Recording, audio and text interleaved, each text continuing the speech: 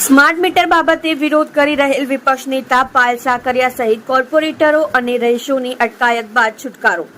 વેસુ આવાસમાં લાગેલા smart meter હટાવવા રહીશો આવેદન આપવા આવ્યા હતા। પાયલ સાકરિયાનો ડીજીવીસીએલને સવાલ। ભાજપના કોર્પોરેટરો ધારાસભ્યોના ઘરે કેમ સ્માર્ટ મીટર નથી લગાડ્યા? સ્માર્ટ મીટરનું તૂત આજકાલ ઘણું સાંભળવા મળી રહ્યું છે। લોકોની ફરિયાદ છે કે સ્માર્ટ મીટર લગાવ્યા પછી એમનું બિલ બમણું કે 3 ગણું આવી છે। આવો જ એક કિસ્સો સુરતના વેસુમાં આવેલ આવાસના રહીશોનો હતો, જેમનું માંડ 2 મહિનાનું બિલ 1000 કે 1500 આવતું હતું। સ્માર્ટ મીટર લગાડ્યા પછી 15 જ દિવસમાં 3000નું રિચાર્જ પણ પતી ગયું હતું। તેથી આવાસના રહીશોએ વિપક્ષ નેતા પાયલ સાકરિયાનો સંપર્ક કર્યો અને આ બાબતે ન્યાય અપાવવા અપીલ કરી હતી। આજરોજ સુરત મહાનગરપાલિકા વિપક્ષ નેતા પાયલ સાકરિયાની આગેવાનીમાં આપના કોર્પોરેટર કુંદનબેન કોઠિયા, મનીષાબેન કુકડિયા અને આગેવાનો સાથે વેસુ આવાસના રહીશો કાપોદ્રા ખાતે ડીજીવીસીએલની કચેરીએ રજૂઆત કરવા ગયા હતા। રજૂઆત કરતા વિપક્ષ નેતા પાયલ સાકરિયાએ ડીજીવીસીએલના અધિકારીઓને પૂછ્યું કે તમે કોની પરમિશનથી સ્માર્ટ મીટરો લગાડ્યો છો?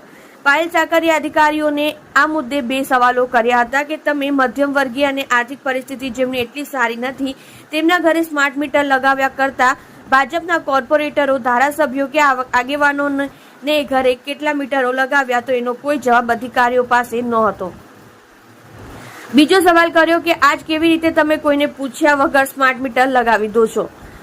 પાયલ સાકરિયાએ વધુમાં ઉમેર્યું હતું કે લોકોને પહેલેથી જ કેટલી હાલાકી છે, રોજબરોજના જીવન નિર્વાહ માટે લોકો જેમ તેમ જીવે છે, એમાં સ્માર્ટ મીટરનું ગટકડું લોકોને બજેટ ખોરવશે।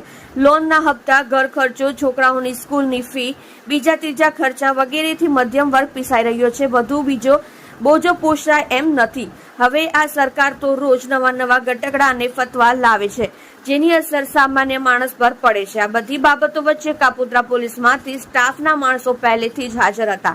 તેમણે પરિસ્થિતિ વણશે એ પહેલા વિપક્ષ નેતા પાયલ સાકરિયા, કોર્પોરેટરો કુંદનબેન કોઠિયા, મનીષાબેન કુકડિયા અને વેસુ આવાસના સ્થાનિક આગેવાનોની અટકાયત કરી હતી અને કાપોદ્રા પોલીસ સ્ટેશન લઈ ગયા હતા, જો કે મોડેથી બધાને છોડી મૂક્યા હતા।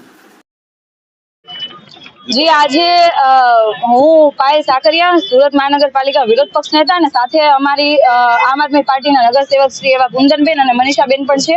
અને આજે સુડા આવાસના જે રહીશો છે એ તમામ લોકો ડીજીવીસીએલ કચેરી ખાતે આવ્યા છે, કેમ કે એમના ઘરોની અંદર સ્માર્ટ મીટરો લગાવી દેવામાં આવ્યા છે વગર કોઈ પરમિશને, કોઈ પણ પૂછવામાં નથી આવ્યું સ્માર્ટ મીટર લગાવી કે ના લગાવીએ, વગર પરવાનગીએ સ્માર્ટ મીટરો લગાવી દેવામાં આવ્યા છે। તો એ બાબત આજે તમામ લોકોને સાથે લઈને અમે અહીંયા ડીજીવીસીએલ કચેરી ખાતે આવ્યા છીએ। મુદ્દાની વાત તો એ છે કે જ્યાં ગરીબો રહે છે, જ્યાં લોકો પૈસા પણ નથી ભરી શકે એમ એ જગ્યાઓ પર સ્માર્ટ મીટરો લગાવ્યા છે। એ જ વેસુની અંદર ત્યાંના સાંસદ પણ રહે છે, કેમ સાંસદના ઘરે નથી સ્માર્ટ મીટરો લગાવાયા? કેમ ત્યાંના ધારાસભ્યના ઘરે સ્માર્ટ મીટરો નથી લગાવાયા? કેમ ત્યાંના કોર્પોરેટરોના ઘરે સ્માર્ટ મીટર નથી લગાવાયા? અને ખરી હકીકત તો એવી છે કે જે જગ્યાએ ડીજીવીસીએલ કચેરી ખાતે આવીએ છીએ અહીંયા પણ સ્માર્ટ મીટર નથી, તો શા માટે પબ્લિકના ખીચામાંથી આવી રીતના લૂંટ કરવામાં આવી રહી છે? તો આ બાબતે અમે સુડા આવાસના તમામ રહીશોની સાથે અહીંયા કચેરી ખાતે, ડીજીવીસીએલ કચેરી ખાતે અમે મોરચો લઈને આવ્યા છીએ, રજૂઆત કરવા માટે આવ્યા છીએ। તાત્કાલિક ધોરણે સ્માર્ટ મીટરો હટાવવામાં આવે અને કેટલા દિવસની અંદર સ્માર્ટ મીટરો હટાવવામાં આવશે એવી જવાબ માંગવા આવ્યા છીએ। જો સ્માર્ટ મીટરો હટાવવામાં નહીં આવે તો આવનારા સમયની અંદર તમામ લોકો પોતાના સ્માર્ટ મીટર હાથે કાઢીને અહીંયા જમા કરાવવા માટે આવશે। આવી પરિસ્થિતિનું નિર્માણ ન થાય એના માટે આજે અમે શાંતિપૂર્ણ આજે અધિકારીઓને રજૂઆત કરવા માટે આવ્યા છીએ કે ક્યારે આ સ્માર્ટ મીટરો હટાવવામાં આવશે। અને જો સ્માર્ટ મીટરો લગાવવા જ હોય તો પેલા તમે 300 યુનિટ જેમ દિલ્હી અને પંજાબમાં 300 યુનિટ સુધીની વીજળી ફ્રીમાં કરી આપે છે એમ અહીંયા પણ કરી આપો। સ્માર્ટ સિસ્ટમ બનાવો, સ્માર્ટ આરોગ્ય અને સારી શાળાઓ બનાવો। સ્માર્ટ મીટરો લગાવીને પબ્લિકના ખીચામાંથી આ જે લૂંટ કરવાનું કાવતરું છે એ બંધ કરો।